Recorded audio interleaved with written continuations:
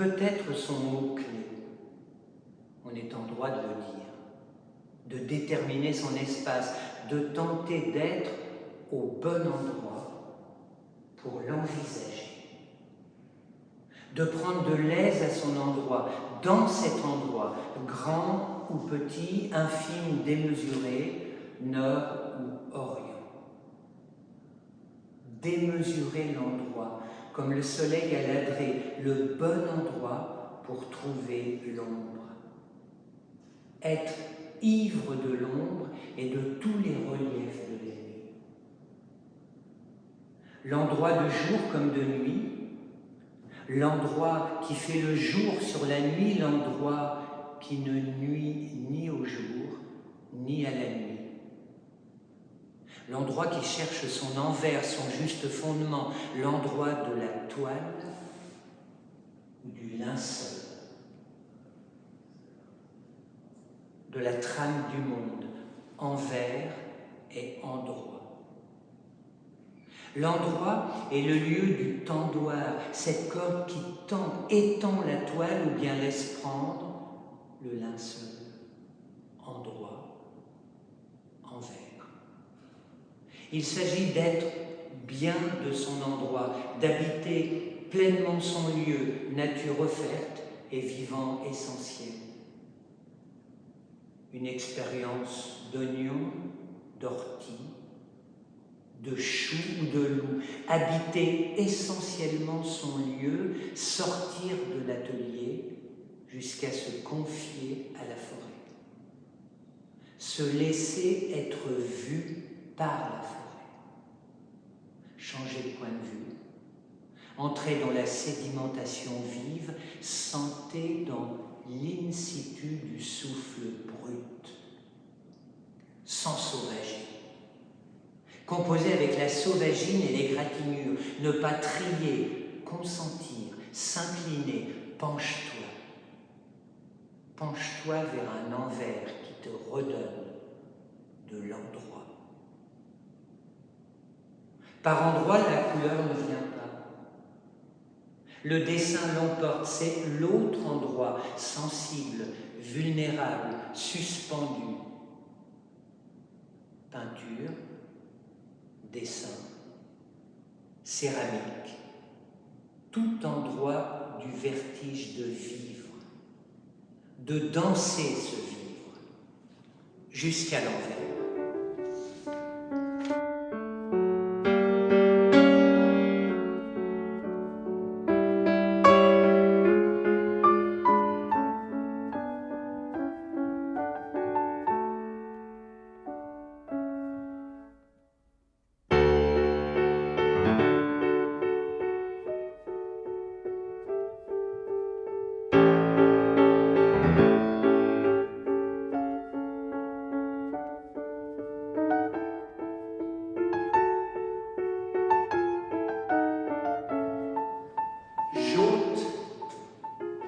L'autre,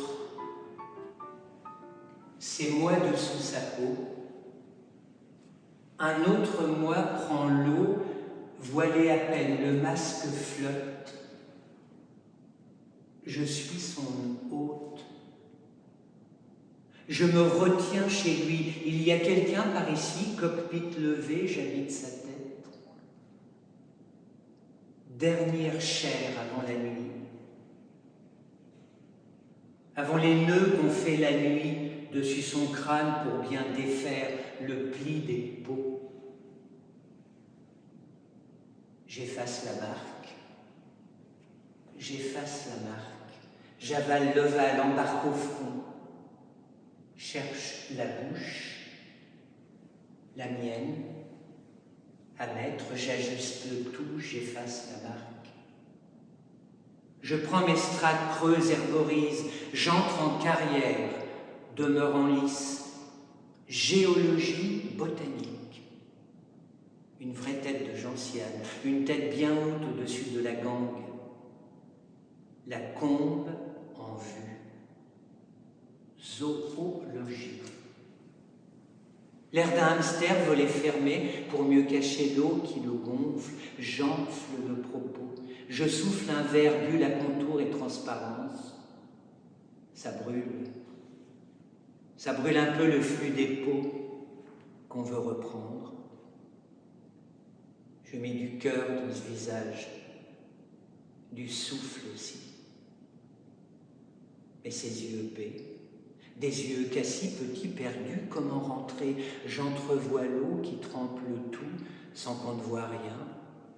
Les eaux déposent, c'est l'érosion. J'efface la marque. Je saute ses rides, cache ce qui vient. Je sépare bien un self-service. Je plonge. Encore. Je plonge encore, remonte l'oreille, c'est dire un peu qu'il faut s'entendre. Parler toujours, même bouche cousue, la mienne dessus, va-t-on dormir dans un visage? C'est toujours loin qu'on doit partir pour y toucher comme l'horizon qui se recule quand on y va depuis la côte. Je compte les pieds, pachydermiques, qu'il faudrait prendre pour le rejoindre. Les eaux encore et les marées sans abordage. J'efface la marque. La tâche, comme l'ours, va debout, face au regard. Sourd. Une levée de glaise après la faille. Debout, dans le pli pour éteindre la gangue.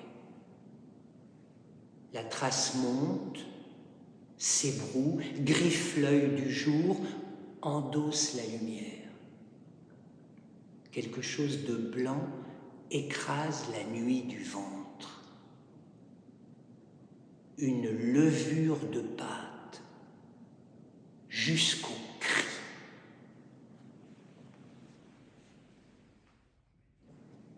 Trois corbeaux dans un oignon. Oui, un oignon qu'on épluche et qu'on taille menu. Ta peau suivra aussi, crois-moi. Trois corbeaux croisés au plus creux de cet oignon ont le cœur qui fait croire au portrait d'un ami. Oui, crois-moi. Tu fais croire.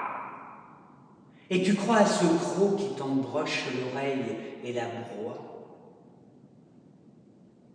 C'est pas chemin de croix ni de gibet, c'est un oignon. Un oignon qui s'accroît dans ton œil mouillé, déformation de loupe. Les trois corbeaux comme amis. Au risque du festin pas si loin, et toi en chemin.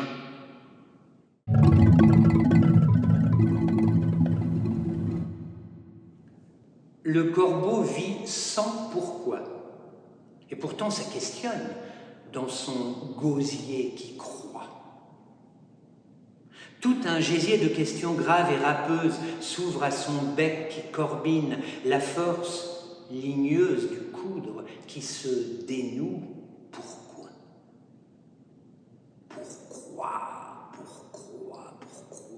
Dégoise le corbeau par trois fois sans pincer son propos plus avant. A-t-il raison de bec, transitant par le front sous plumage?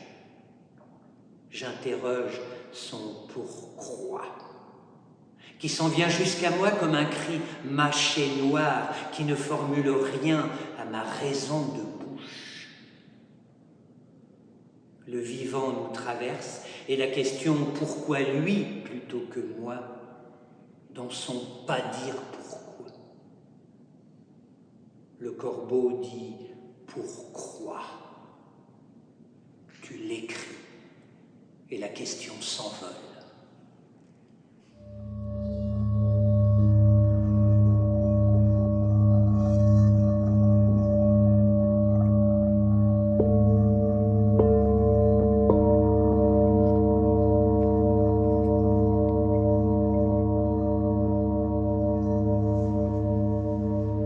essence, essentiel,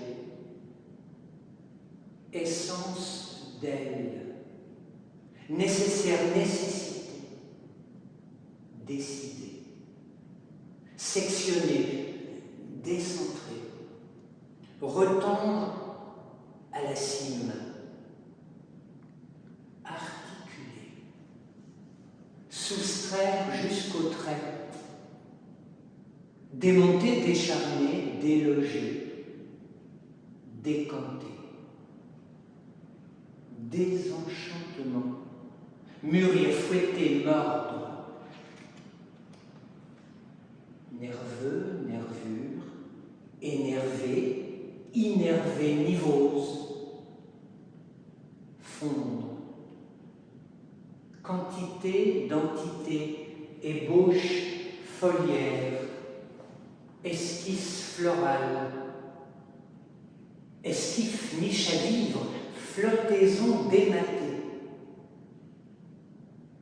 L'esquive fait signe, nuage qui sinue, radiculaire, s'insinue au plus près des peaux, navigation dansée, alchimie d'algues. Corps tissu, corps issu, écorché, délié, recoin du corps, organique, plateforme, étouffé, formulé, ascèse. Flux apaisé, déposé, reposé, fabriqué, conjugué, nimbé, frôlé, frangé, ramifié, espacé, paraffé.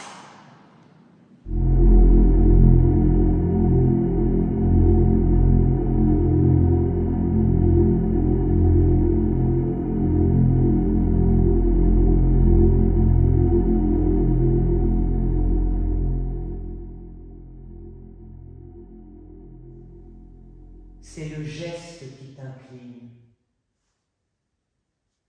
Tu te penches sur la plante dans le mouvement du trait. Le rituel de la dépose. Un jaillissement dans la tension d'exister.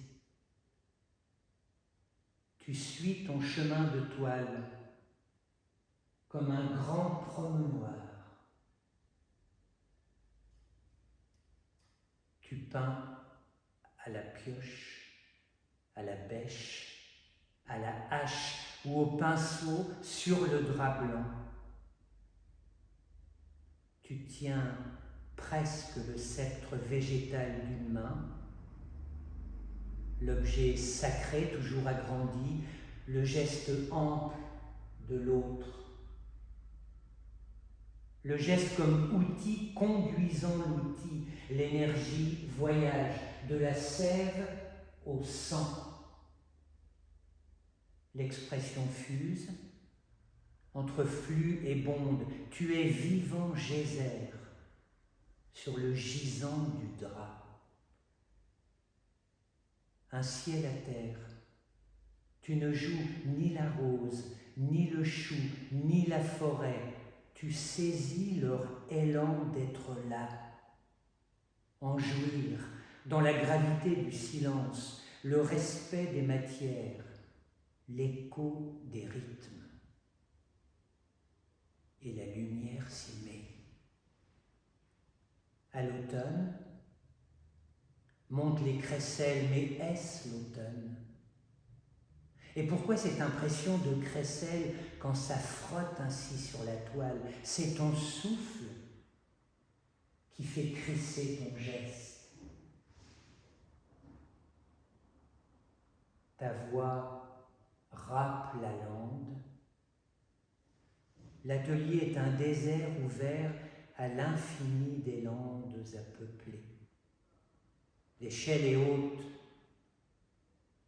Après ta chute, tu as rampé doucement, un geste de neige pour déchirer l'image, échapper à la sidération, crever la peau des choses, se rapprocher de l'horizon des herbes. Tu as rampé doucement juste un chuintement de manches sur le sol. C'est cela que tu cherches. C'est cela que tu cherches à livrer dans la douleur du geste. Le bruit ténu de la vie, tenu dans la chute même.